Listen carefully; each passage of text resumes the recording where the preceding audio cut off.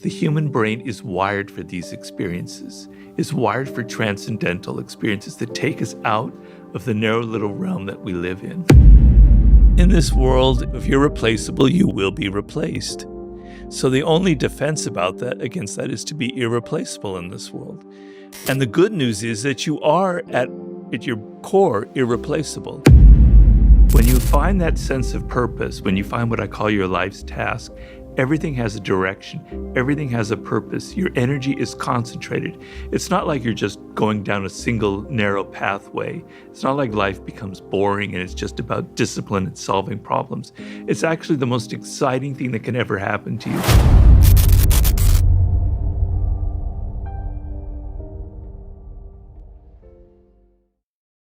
Being a human being is not easy as opposed to an animal because we're born and nobody gives us like a direction.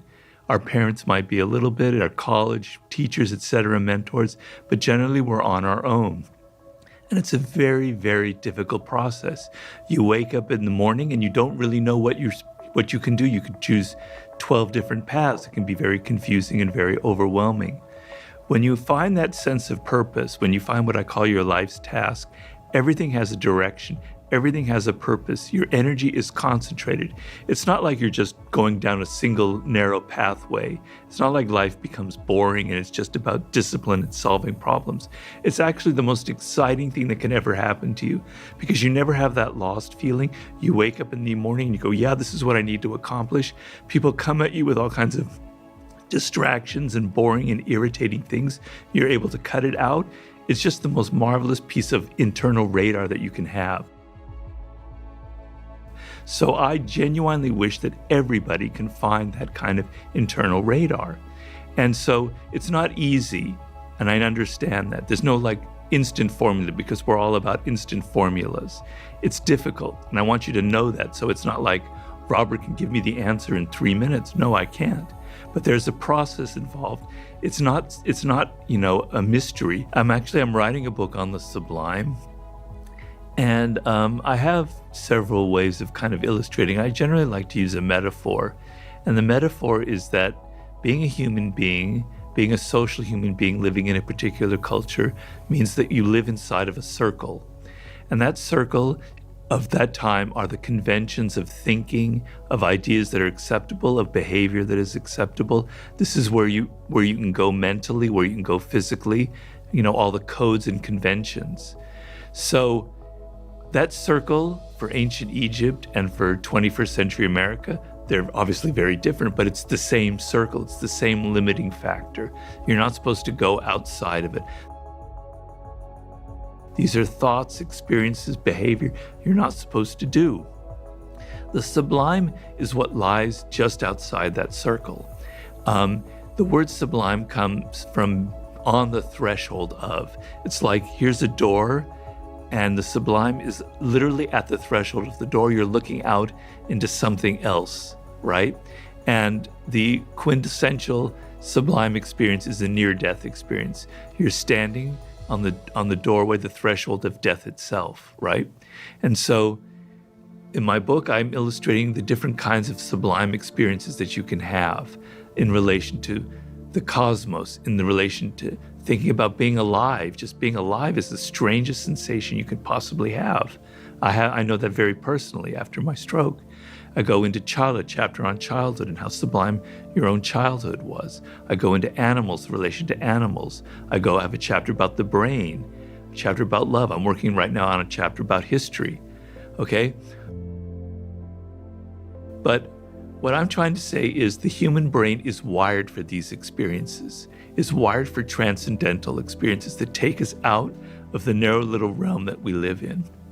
Because we're aware of our death as the only animal truly conscious of its own mortality, and it frightens the hell out of us.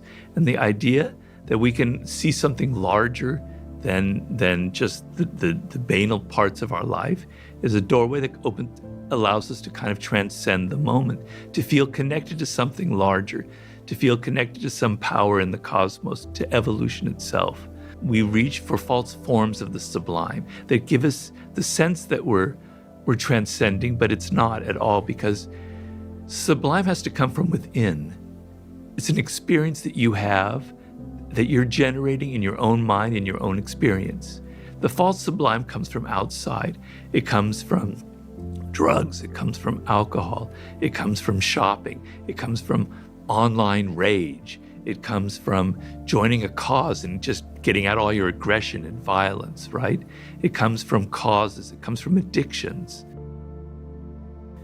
Okay? It gives you a sense, it calms you down and makes you feel like there's something else going on in life besides your job that you're sick of.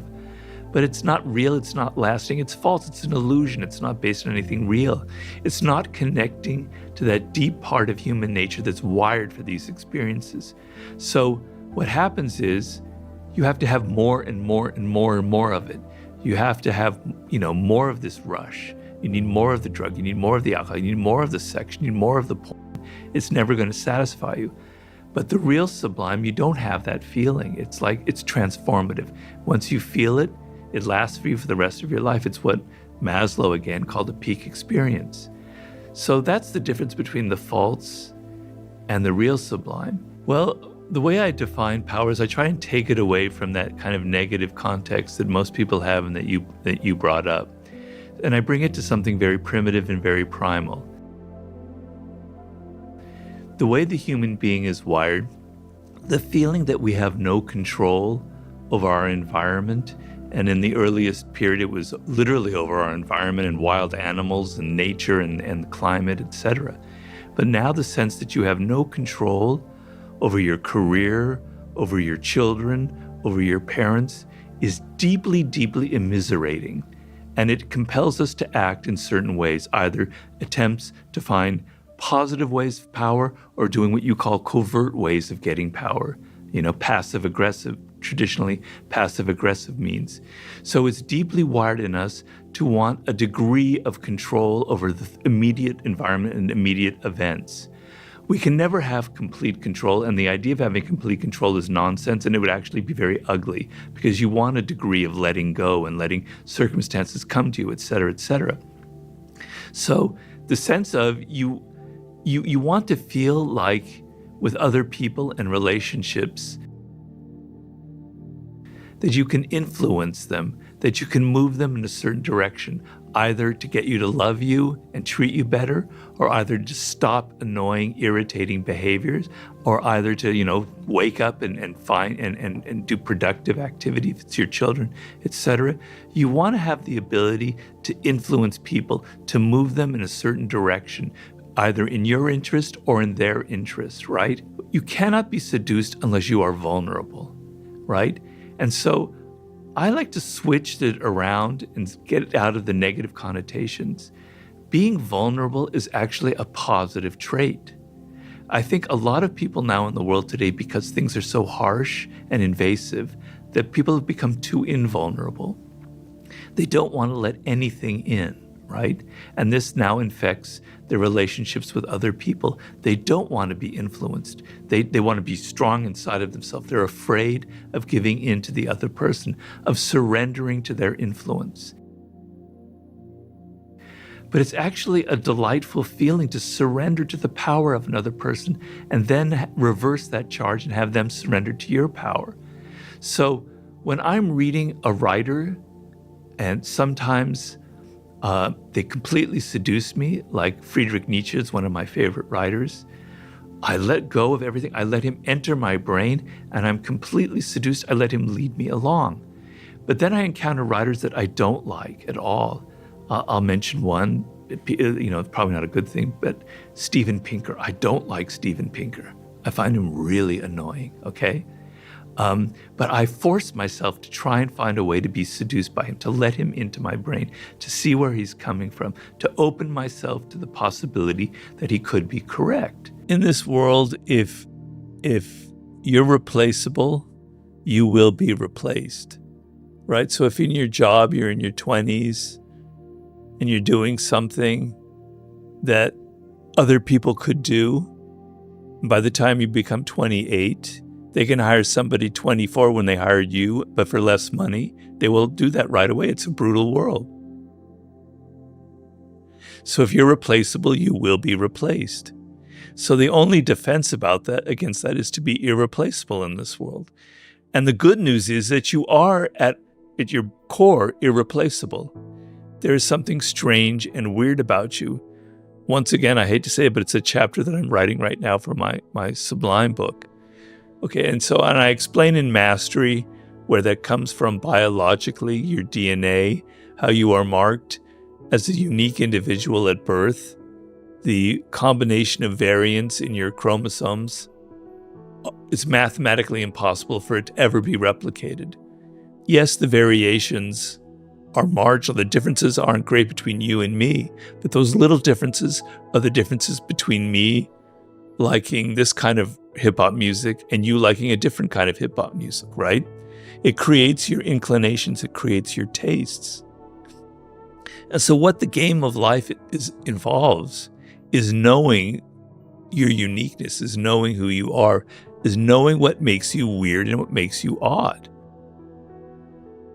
Well, I like to think of who the human animal is. I like to take this out of the little specific and go into the meta area here. And what it meant to be human, we're a very creative species, right? We have language, we have consciousness, we have immense powers. Those powers developed under the pressures of necessity, of having to get things done, of having to survive in a very brutal, ruthless world where a leopard could pop out tomorrow and eat me, where there were dangers all around, where food was scarce. And under the pressure, we had to think, we had to be creative, we had to be inventive, we had to be strategic. The human brain evolved under immense amounts of pressure, okay? That's how the brain works. And I almost like to think of it in terms of barometric pressure. So in your brain, when you're feeling that barometric pressure, it's like, I got to get this done or I'm going to fail and this project won't happen and people will laugh at me. You work like a fiend. Energy, your whole body responds, right? Your blood gets moving. You accomplish things that would normally take you months. You do it in days because you feel that pressure. You take away that pressure and you don't know what to do. And I've got like 3 years, I could do this or that. Another, you just wander around, you're lost. You have no energy, you have no focus. You know, you're maybe playing video games, maybe you're watching porn. You're kind of distracting yourself in the moment. But it's, but your energy is just being dissipated in like 20 different directions. So your brain needs pressure. It needs constant pressure. And stress and pressure is not a bad thing. If everything is easy in life, if everyone loves what you're going to do, and you have no enemies, you have no opposition, nothing to resist, you're just going to be mush. You're not going to amount to anything. You're not going to be able to push yourself. You're not going to be able to change, evolve. Muhammad Ali said, if I didn't have Joe Frazier around, I would not have become the great boxer that I am. I mean, he would have been a great boxer anyway, but a nemesis like Joe Frazier put me on a much higher level. Well, I had to confront some of my own demons. I had to confront the sense that I expected things out of life, and here they're taken away, and I'm kind of ungrateful for being alive, and here I'm pissed off that it takes me 10 minutes to tie my shoes and I can't really button my shirt. I had to learn what really matters and to have patience and stuff. The other thing was, I used to love hiking. I was very physically active, and I'm sitting at my window in my office and I'm seeing people running up and down, bicycling, walking their dogs. God, I'm so envious. If I could walk a dog right now, I'd be the happiest person alive. But then I go through a thought process which maybe isn't completely healthy, which is they're not aware of how wonderful it is just to walk a dog.